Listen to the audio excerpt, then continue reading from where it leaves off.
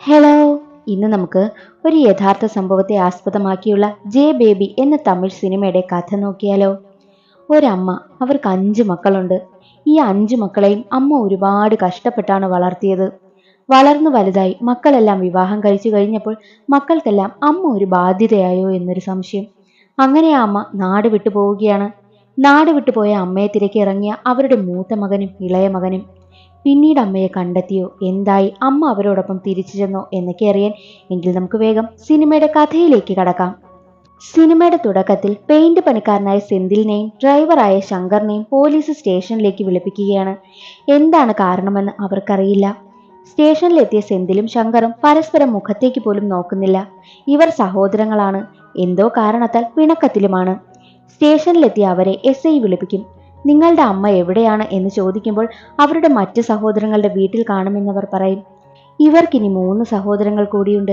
ചേട്ടനെയും മറ്റു 2 സഹോദരിമാരെയും ഫോൺ വിളിച്ച് തിരക്കുമ്പോഴോ അമ്മ അവിടെ വന്നിട്ടില്ലെന്ന് പറയും. അപ്പോൾ SI എന്നാ ശരി, അമ്മയുടെ ഫോണിൽ വിളിച്ചു നോക്ക് എന്ന് പറയുമ്പോഴോ അമ്മയ്ക്ക് ഫോണില്ല എന്നവർ മറുപടി പറയുന്നു. അത് കേട്ട SIക്ക് ദേഷ്യം വരും. 6 വയസ്സുള്ള കുട്ടിക്ക് വരെ ഇന്ന് ഫോണുണ്ട്, അമ്മയ്ക്ക് ഫോണില്ല പോലും. അമ്മ ആഹാരം കഴിച്ചു, സുഖമാണോ എന്നൊക്കെ നിങ്ങൾ തിരക്കാറുണ്ടോ? സ്വത്ത് എഴുതി വാങ്ങിയിട്ട് നീയൊക്കെ ചേർന്ന് അമ്മയെ ഉപേക്ഷിച്ചുവല്ലേ എന്ന് SI ദേഷ്യപ്പെടുമ്പോഴോ അയ്യോ ഇല്ല, അമ്മ ഇപ്പോൾ എവിടെയുണ്ട് എന്നവർ ചോദിക്കും. അമ്മയാണെങ്കിലോ വെസ്റ്റ് ബംഗാളിലുണ്ട്, ഭാഗ്യത്തിനാണ് ഒരു തമിഴന്റെ കയ്യിൽ പെട്ടത്. അപ്പോഴും അവർ നിങ്ങളുടെ പേരാണ് പറയുന്നത്. ഉടനെ തന്നെ വെസ്റ്റ് ബംഗാളിൽ പോയി അമ്മയെ കൂട്ടിക്കൊണ്ട് വരണമെന്ന് പറഞ്ഞ് SI ആ തമിഴനെ വിളിച്ച് ഏർപ്പാടാക്കുകയും ചെയ്യും. ഫോൺ നമ്പരും അവർക്ക് നൽകും. അന്ന് രാത്രി തന്നെ സഹോദരങ്ങളെല്ലാം സെന്തിലിന്റെ വീട്ടിൽ ഒത്തുകൂടുകയാണ്. ശങ്കർ വീടിനകത്ത് കയറാതെ പുറത്ത് തന്നെ നിൽക്കുകയാണ്. കാരണം സെന്തിലിനോട് ചെറിയ പിണക്കമാണല്ലോ. അമ്മയെ കൂട്ടിക്കൊണ്ടു വരാനുള്ള ചിലവിനുള്ള കാശൊക്കെ മറ്റുള്ളവർ ശങ്കറിനും സെന്തിലിനും ഏൽപ്പിക്കും. അങ്ങനെ അവർ പോകുവാനായി ഇറങ്ങുകയാണ്. ശങ്കർ തന്റെ ഗർഭിണിയായ ഭാര്യ മാലയ്ക്ക് യാത്രയും പറഞ്ഞു പോകും.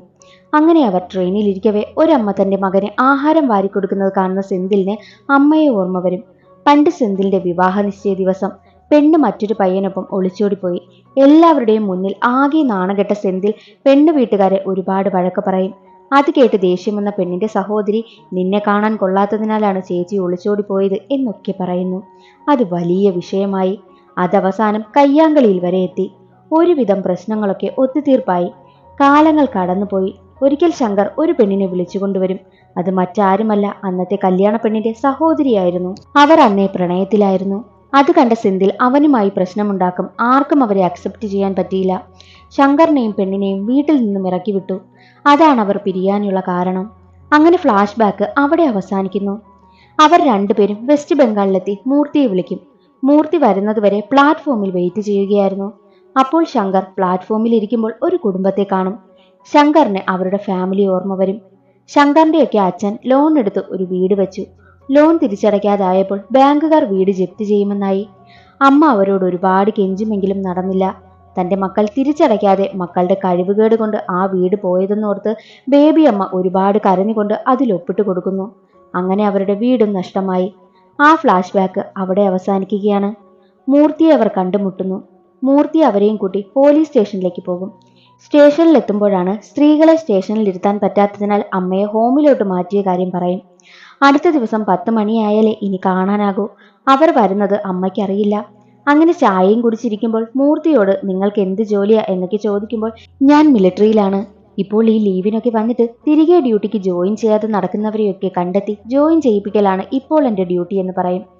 എങ്ങനെ അമ്മയെ കണ്ടു എന്ന് ചോദിക്കുമ്പോൾ ഇവിടെ ഒരു ഹോട്ടലിൽ പ്രശ്നമുണ്ടാക്കുകയായിരുന്നു ബേബി അമ്മ. നമ്മുടെ ആൾക്കാരാണെന്ന് മനസ്സിലാക്കി അവിടെയുള്ളവർ എന്നെ വിവരമറിയിച്ചു. ഞാൻ വന്നപ്പോൾ വിശന്നു വലഞ്ഞ അമ്മ വല്ലാത്തൊരവസ്ഥയിലായിരുന്നു. ഞാൻ ആഹാരമൊക്കെ വാങ്ങിക്കൊടുത്തു. ഇത്രയും പാവം അമ്മയെ നിങ്ങൾക്ക് എങ്ങനെ ഒഴിവാക്കാൻ തോന്നിയെന്ന് മൂർത്തി ചോദിക്കുമ്പോഴോ സങ്കടം കൊണ്ട് കരയുകയാണ് സെന്തിലും ശങ്കറും. അന്നേ ദിവസം മിലിറ്ററി ക്യാമ്പിൽ മൂർത്തി അവരെ താമസിപ്പിക്കും. അടുത്ത ദിവസം ഹോമിലേക്ക് വിളിച്ചപ്പോഴോ കിട്ടുന്നതേയില്ല. SIയെ കണ്ട് കാര്യം പറഞ്ഞ് ലെറ്ററും വാങ്ങി ഹോമിലേക്ക് പോകുന്നു. അവിടെ എത്തുമ്പോൾ സൺഡേ ആയതിനാൽ കാണാനാകില്ല. അടുത്ത ദിവസം വരുവാനായും പറയും. അത് കേട്ടത് മൂർത്തിക്ക് ദേഷ്യം വരും. ബേബിയമ്മയെ കൊണ്ടുപോകാൻ അവരുടെ മക്കൾ വന്നിരിക്കുകയാണ്. അപ്പോൾ ഇങ്ങനെ ആയാൽ എന്ത് ചെയ്യുമെന്ന് ചോദിച്ച് പ്രശ്നമുണ്ടാക്കുമ്പോൾ ഇതൊരു സർക്കാർ സ്ഥാപനമാണ്, ഇവിടെ ചില റൂളുകളൊക്കെ ഉണ്ടെന്ന് അവർ പറയുന്നു. അങ്ങനെ അന്നത്തെ ദിവസം കടന്നുപോയി. അടുത്ത ദിവസം ഹോമിലെത്തിയപ്പോൾ പോലീസ് കൂടി നിൽക്കുന്നതാണ് കാണുന്നത്. കാരണം ബേബിയമ്മയെ കാണാനില്ല. ബേബിയമ്മ ഹോമിൽ നിന്നും ഓടിപ്പോയി. അതറിഞ്ഞ മൂർത്തിയും ശങ്കറും സെന്തിലുമൊക്കെ ഹോമിലുള്ളവരോട് പ്രശ്നമുണ്ടാക്കും. ഇന്നലെ വന്നപ്പോൾ നിങ്ങൾ എന്താ പറഞ്ഞത്?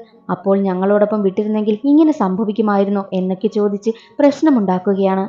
അവർക്കതിനൊന്നും മറുപടിയില്ലായിരുന്നു. അങ്ങനെ അവർ അവിടെ എല്ലാം അന്വേഷിച്ചിട്ടും ബേബി അമ്മയെ കിട്ടിയില്ല. മൂർത്തിയോടൊപ്പം ചേർന്ന് ഹോം നടത്തുന്നവർക്കെതിരെ കേസും ഫയൽ ചെയ്തു. അടുത്ത ദിവസം ശങ്കറിനൊരു കോൾ വരും. അവന്റെ ഭാര്യ പ്രസവിച്ചു, പെൺകുഞ്ഞാണെന്ന്. അവിടമെല്ലാം ബേബിയമ്മയെ അന്വേഷിച്ചിട്ട് കിട്ടാത്തതിനാൽ മൂർത്തി കുട്ടിയെ കാണാൻ ശങ്കറിനോട് നാട്ടിലേക്ക് പോകുവാനായി പറഞ്ഞു. അങ്ങനെ അവർ രണ്ടാളും നാട്ടിലേക്ക് പോകുവാനായി ട്രെയിൻ കയറും. മറ്റൊരു വശത്ത് ഹോമിലെ സെക്യൂരിറ്റി അടുത്ത ബിൽഡിങ്ങിൽ ഏറ്റവും മുകളിലത്തെ ഫ്ലോറിൽ ഒരാളെ കാണുകയാണ്. അത് പോലീസിനെ വിവരമറിയിക്കും. പോലീസും ഫയർഫോഴ്സും എല്ലാം എത്തി നോക്കുമ്പോൾ അത് ബേബിയമ്മയായിരുന്നു. ബേബിയമ്മയെ പോലീസ് പിടികൂടാൻ നോക്കുമ്പോൾ ബേബിയമ്മ അവരെയൊക്കെ ഒരുപാടിട്ട് ഓടിക്കും. ഒരുവിധം കഷ്ടപ്പെട്ട് പിടികൂടി. ആ വിവരം പോലീസ് ശങ്കറിനെ വിളിച്ചു പറയും. ശങ്കറിനും സെൽവനും ഒരുപാട് സന്തോഷമാകും. രണ്ട് വാർത്തകളും ശങ്കർ ഒരുമിച്ചാണ് കേട്ടത്. അവന് കുഞ്ഞു ജനിച്ചതും അവന്റെ അമ്മയെ കിട്ടിയതും. അങ്ങനെ ശങ്കർ തന്റെ കുഞ്ഞിനെ കണ്ടിട്ട് അമ്മയുടെ അടുത്തേക്ക് പോകാമെന്ന് തീരുമാനിക്കുമ്പോഴോ സെന്തിലിന് വല്ലാത്ത വാശി. ഞാൻ അമ്മയ്ക്ക് അടുത്തേക്ക് തന്നെ പോകുമെന്ന് പറയും. ശങ്കറും തന്റെ തീരുമാനം മാറ്റി സെന്തിലിനൊപ്പം പോവുകയാണ്. സ്റ്റേഷനിലെത്തുമ്പോൾ പോലീസ് ഓഫീസർ പറയും, ഇന്നലെ രാത്രി നിങ്ങളുടെ അമ്മ എന്തെല്ലാം പ്രശ്നമുണ്ടാക്കിയെന്നോ, ഇതിനു വേണ്ടി എന്താ നാട്ടിൽ അമ്മ ചെയ്തിരുന്നത് എന്നൊക്കെ ചോദിക്കുമ്പോൾ പിന്നീട് ഒരു ഫ്ലാഷ് ബാക്കാണ് കാണിക്കുന്നത്. അവരുടെ നാട്ടിൽ ബേബിയമ്മ സ്ലോ മോഷനിൽ മഞ്ഞ സഞ്ചിയൊക്കെ തൂക്കി നടന്നു വരികയാണ്. എന്ത് ചെയ്തിട്ടാ വരുന്നത്? ഒരു വീട്ടിലുള്ളവരെയൊക്കെ അകത്തിട്ട് പൂട്ടി ചാവിയുമായി നടന്നു വരുന്ന വരവാ. അമ്മ അറിയാതെ മൂത്ത മകൻ ശക്തിയാണ് ചാവിയെടുത്ത് അവരെയൊക്കെ തുറന്നു വിടുന്നതും. മക്കൾ സ്വരുക്കൂട്ടി വെച്ചിരിക്കുന്ന കാശും പണവുമെല്ലാം അവരറിയാതെ എടുത്ത് പാവങ്ങൾക്ക് നൽകും. അത്ര നല്ല മനസ്സുള്ള ആളാണ് ബേബിയമ്മ. പക്ഷെ മക്കൾ അതൊക്കെ പ്രശ്നമുണ്ടാക്കുകയാണ്. ഒരിക്കൽ ശങ്കർ സ്കൂൾ കുട്ടികളെയും കൊണ്ട് ഓട്ടം പോയതായിരുന്നു. ഒരു കുട്ടിയെ കൊണ്ടാക്കിയിട്ട് തിരികെ വരുമ്പോൾ വണ്ടിയിൽ മറ്റൊരു കുട്ടിയില്ല.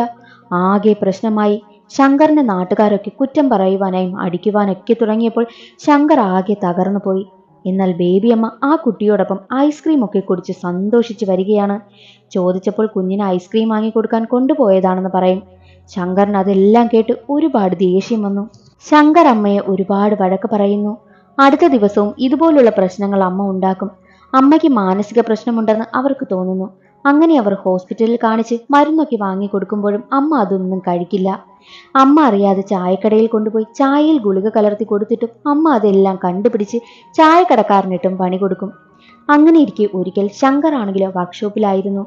അപ്പോൾ പോസ്റ്റ് ഓഫീസിൽ നിന്നും ഒരു കോൾ വരും. അമ്മ പോസ്റ്റ് ബോക്സ് ഉൾപ്പെടെ എടുത്തുകൊണ്ടുപോയിന്ന്. വീട്ടിലെത്തിയ ശങ്കർ അമ്മയോട് ദേഷ്യപ്പെടുകയും അമ്മയെ അടിക്കുകയും ഒക്കെ ചെയ്യുന്നു. പോസ്റ്റ് ബോക്സും വാങ്ങിക്കൊണ്ട് പോവുകയാണ്. ബേബി അമ്മ എന്തിനിങ്ങനെ ചെയ്യുന്നുവെന്ന് അവർക്കറിയത്തേയില്ല. അവരൊരുപാട് കരയും. കാരണം സ്വന്തം മകനല്ലേ അമ്മയെ തല്ലിയത്. അന്ന് രാത്രി വീട്ടിലെത്തിയ ശങ്കർ ആണെങ്കിലോ ഭാര്യയോട് പറഞ്ഞ് ഒരുപാട് കരയും. അമ്മയെ അടിച്ചു പോയതിൽ അവന് ഒരുപാട് വിഷമമുണ്ട്. അതേസമയം തന്നെ ബേബി അമ്മ വീട്ടിലേക്കെത്തും. മകനോട് വിശക്കുന്നു, ഒരു പിടി ചോറ് തരുമോ എന്നൊക്കെ ചോദിക്കും. ശങ്കർ ഒരുപാട് കരഞ്ഞുകൊണ്ട് അമ്മയെ വീട്ടിനുള്ളിലേക്ക് കൊണ്ടുപോയി ചോറ് കൊടുക്കും. അടിച്ചതിൽ ക്ഷമ ചോദിക്കുമ്പോൾ, അതിനെന്താ മോനെ, മോനല്ലേ അമ്മയെ അടിച്ചത്, അതിൽ അമ്മയ്ക്ക് സങ്കടമൊന്നുമില്ല.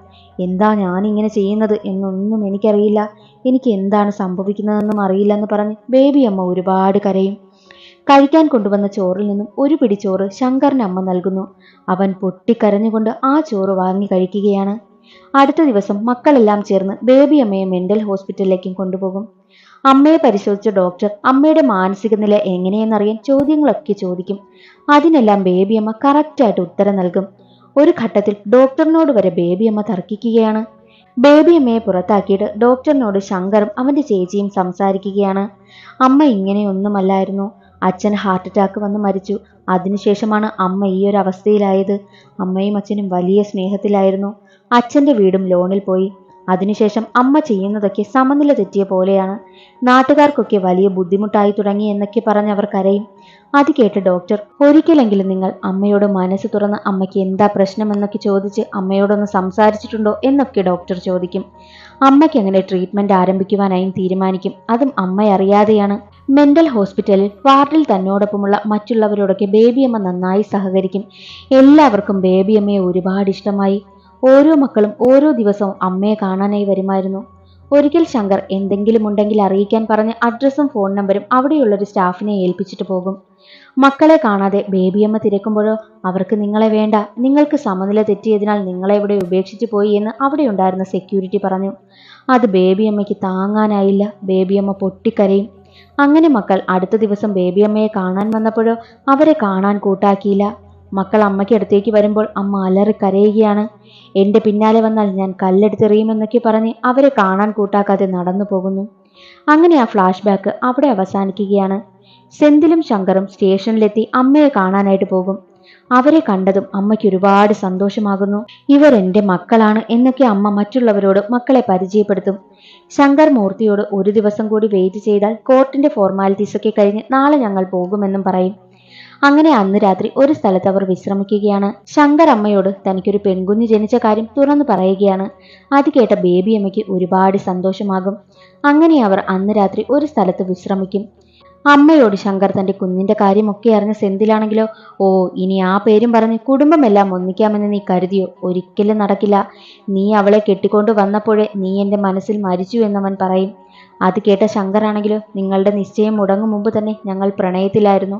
അവളെ വിവാഹം കഴിക്കുമെന്ന് ഞാൻ അവൾക്ക് വാക്ക് കൊടുത്തിട്ടുണ്ട്. അവൾക്ക് നിങ്ങളെയൊക്കെ ഒരുപാട് ഇഷ്ടമാണ്. ഒരു പ്രശ്നത്തിനും പോവരുതെന്ന അവൾ എന്നോട് പറയുന്നത് എന്നൊക്കെ പറയുമ്പോൾ സെന്തിലിന് താൻ തെറ്റ് ചെയ്തോ എന്നൊക്കെ ഒരു തോന്നലുണ്ടാകുന്നു. അങ്ങനെ അടുത്ത ദിവസം ഫോർമാലിറ്റീസ് എല്ലാം കഴിഞ്ഞ് മൂർത്തിക്കും കുടുംബത്തിനും യാത്ര പറഞ്ഞ് അവർ നാട്ടിലേക്ക് പോകും. പോകും വഴി ശങ്കർ അമ്മ എങ്ങനെ അവിടെ എത്തി എന്ന് ചോദിക്കുമ്പോൾ അവരുടെ ബന്ധുവിന്റെ മകൾ വലുതായ ചടങ്ങിന് പോകാൻ ട്രെയിനിൽ കയറിയതാ, പിന്നെ ഇവിടെ എത്തി എന്ന് അമ്മ പറയും. അങ്ങനെ അമ്മയെയും കൊണ്ട് ഹോസ്പിറ്റലിലേക്കും എത്തും. കുഞ്ഞിനെ കാണുന്ന ബേബി അമ്മയ്ക്ക് ഒരുപാട് സന്തോഷമാകും. ശങ്കർ കുഞ്ഞിന് അമ്മയുടെ പേര് വെക്കും ബേബി എന്ന്. അത് കേൾക്കുന്നതും ബേബി അമ്മയുടെ കണ്ണൊക്കെ നിറയും.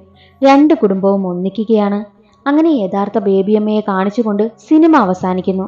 ഇന്നത്തെ ഈ വീഡിയോ എല്ലാവർക്കും ഇഷ്ടമായെന്ന് കരുതുന്നു. ഇഷ്ടമായാൽ ഒന്ന് ലൈക്ക് ചെയ്ത് സപ്പോർട്ട് ചെയ്യാൻ മറക്കരുതേ. ചാനൽ ഇഷ്ടമായാൽ സബ്സ്ക്രൈബ് ചെയ്യാനും നിങ്ങളുടെ അഭിപ്രായം കമന്റ് ചെയ്യാനും മറക്കരുതേ. അടുത്തൊരു സിനിമയുടെ കഥയിൽ കാണാം. അതുവരെ എല്ലാവർക്കും ബൈ.